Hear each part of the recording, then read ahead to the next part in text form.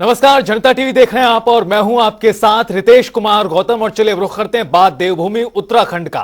साल 1971 के भारत पाक युद्ध में भारतीय सशस्त्र सेनाओं की ऐतिहासिक जीत के 52 साल पूरे होने पर युद्ध के वीर सैनिकों के शौर्य, पराक्रम और बलिदान को आज याद किया गया। इस दौरान देहरादून में गांधी पार्क में आयोजित विजय दिवस श्रद्धांजलि एवं सम्मान समारोह का आयोजन हुआ, जिसमें मुख्यमंत्री पुष्कर सिंह धामी ने शहीदी स्मारक पर पुष्प चक्र अर्पित कर बलिदानियों को श्रद्धांजलि दी। कार्यक्रम में पूर्व सैनिकों के साथ ही वीर नारी, वीरता पुरस्कृत और विभिन्न स्कूलों से छात्र छात्राएं शामिल हुए। सांस्कृतिक टीम ने वीरों को नमन और वंदन करते हुए सांस्कृतिक प्रस्तुति भी दी।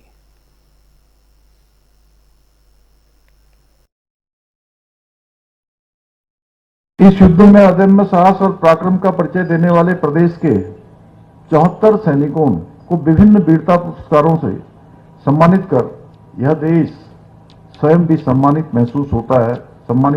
करता है, क्योंकि जब भी हम कभी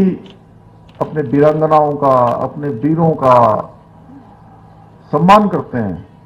तो ये उनका सम्मान नहीं होता है, हम तो केवल उनका स्मरण करते हैं। हम जब उनको सम्मानित करते हैं तो ऐसा महसूस होता है कि हम स्वयं सम्मानित हो रहे हैं, स्वयं सम्मानित होने का ऐसा महसूस करते हैं। ऐसे वीरों की बलिदान की अमर गाथाएं आज भी हमारे युवाओं के लिए बहुत प्रेरणा स्रोत है।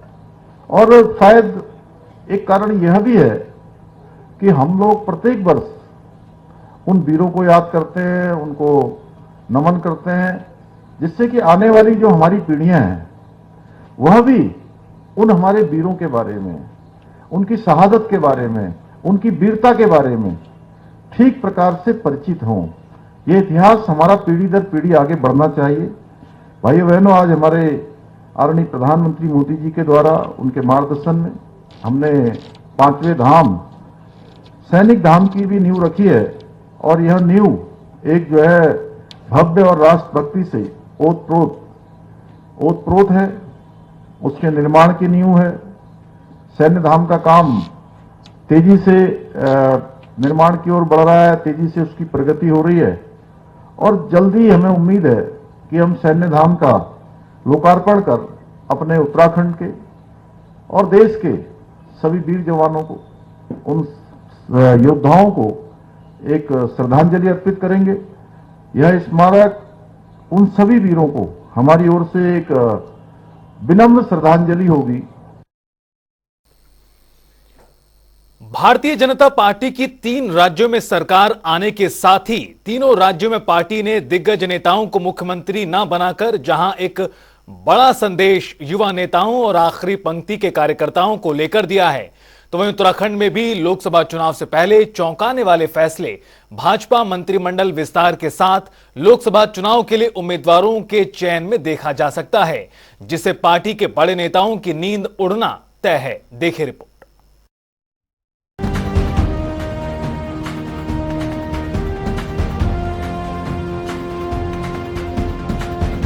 मध्य प्रदेश, छत्तीसगढ़ और राजस्थान में भाजपा की सरकार आने के बाद जिस तरीके से भाजपा ने चौंकाने वाले निर्णय लेते हुए नए चेहरों पर मुख्यमंत्री का दांव खेला है, उससे माना जा रहा है कि अब प्रधानमंत्री नरेंद्र मोदी नई रणनीति के साथ आगे बढ़ने का मन बना चुके हैं, जिसमें पार्टी के युवा नेताओं और आखिरी पंक्ति के नेताओं को आगे बढ़ाने की पहल शुरू की गई है। हालांकि ये उन सीनियर नेताओं के लिए भी एक झटका है जो तीनों राज्यों में मुख्यमंत्री बनाए जाने का ख्वाब बनाए हुए थे।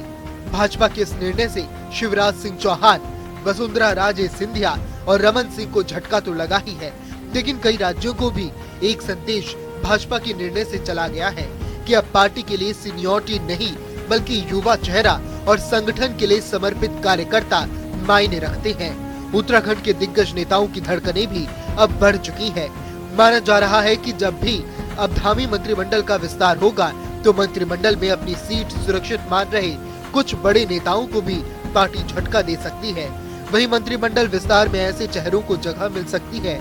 जो मंत्री बनने का ख्वाब तक नहीं देख रहे हैं। वहीं चर्चाएं पार्टी के भीतर इस बात की भी है कि लोकसभा उम्मीदवारों के जब नाम आएंगे तो पार्टी कई दिग्गज नेताओं का टिकट काट सकती है और युवा चेहरों पर दांव खेल सकती है। प्रधानमंत्री नरेंद्र मोदी के द्वारा जो फैसला युवा चेहरों को आगे बढ़ाने और आखिरी पंक्ति में बैठे कार्यकर्ताओं को आगे बढ़ाने का लिया गया है, उसे उत्तराखंड बीजेपी के संगठन से जुड़े नेता हो, विधायक हो या फिर मंत्री हो, खुलकर सराहना कर रहे हैं और इससे कार्यकर्ताओं का मनोबल बढ़ने का काम हो रहा है। ये पार्टी का जो भी निर्णय होगा, जिस तरह का भी निर्णय करना चाहे, लेकिन ये इतना जरूर है कि नई सोच के साथ मोदी जी की जो केंद्र की हमारी पार्टी है और नड्डा जी के साथ, अमित शाह जी के साथ मिलकर जो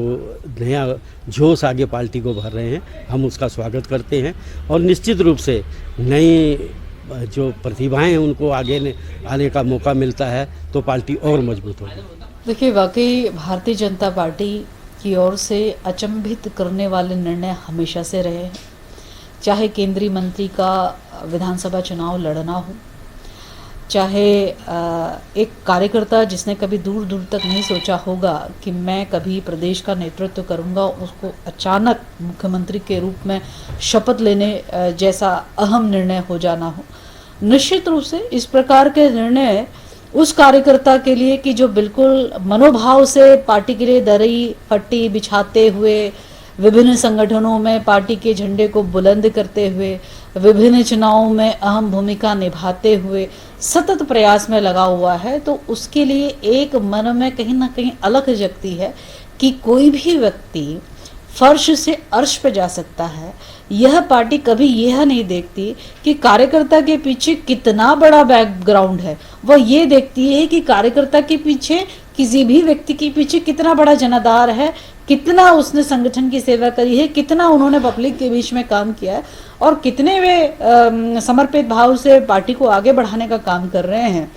जिस प्रकार से आदरणीय मुख्यमंत्री हमारे यशस्वी प्रधानमंत्री जी युवाओं को आगे बढ़ाने का काम कर रहे हैं, उससे जो अंतिम पंक्ति पर जो हमारे सबसे छोटे कार्यकर्ता हैं जो लगातार पार्टी के लिए काम करते हैं, उनके अंदर भी एक उत्साह का भाव आता है कि भविष्य में जितनी मेहनत और आगे बढ़ने के लिए करेंगे, उस पर पार्टी के लिए काम करेंगे और अपने लिए स्वयं के लिए उनको एक रास्ता मिलता है। वहीं भाजपा के नए प्रयोग पर पूर्व मुख्यमंत्री हरीश रावत का भी बयान सामने आया। हरीश रावत का कहना है कि पूरी भाजपा प्रधानमंत्री को ये साबित करने की कोशिश कर रही है कि प्रधानमंत्री ही सब कुछ है और जिस तरीके से शिवराज सिंह चौहान, वसुंधरा राजे और रमन सिंह को मुख्यमंत्री नहीं बनाया गया, उससे भाजपा ने संदेश तो दे दिया है कि कई बड़े नेताओं को पार्टी उत्तराखंड में भी घर बैठाकर दूसरों को मौका दे सकती है। साथ ही जिस तरीके से आडवाणी, मुरली मनोहर जोशी को पार्टी ने घर बैठाने का काम किया, इस तरीके से नितिन गडकरी, राजनाथ सिंह को भी उसी पंक्ति में बीजेपी खड़ा कर सकती है। भाजपा नेतृत्व एक बात सिद्ध करने में लगा हुआ है कि पूरी भारतीय जनता पार्टी का अस्तित्व श्री मोदी पर खड़ा है। इसलिए शिवराज सिंह हो, रमन सिंह हो,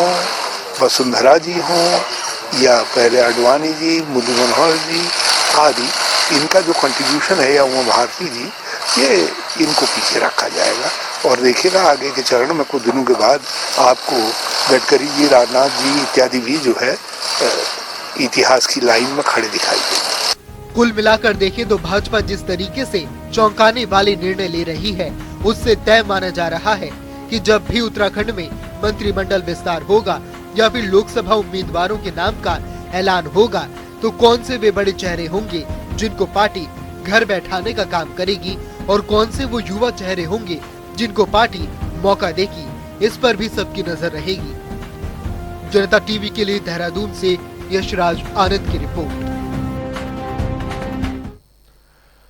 और फिलहाल इस बुलेटिन में इतना ही। वक्त हो चला एक ब्रेक का। आप देखते रहिए जनता टीवी।